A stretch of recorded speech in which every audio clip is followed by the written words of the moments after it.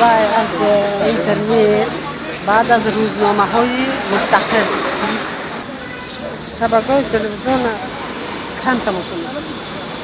ما بیشتر این رو از رادیو یا اینکه از تلویزیون بیشتر این رو از اینترنت می‌گیریم.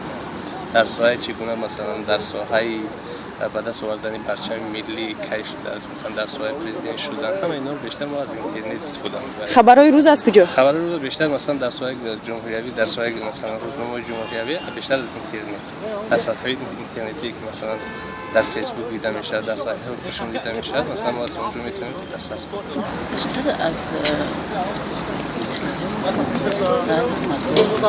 از کدام تلویزیون؟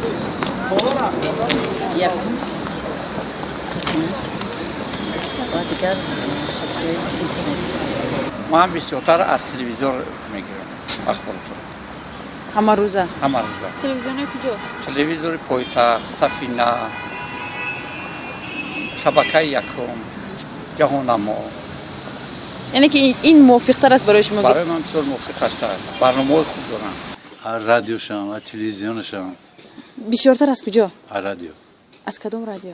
رادیو چی میگنی؟ نامشان در یادم رفت. یک دست کردم خبرهای خوشمیتی کردم، رکلام‌های کلته میکنه برای گازیتا. نمیشه بسیارتر گوش بکنم.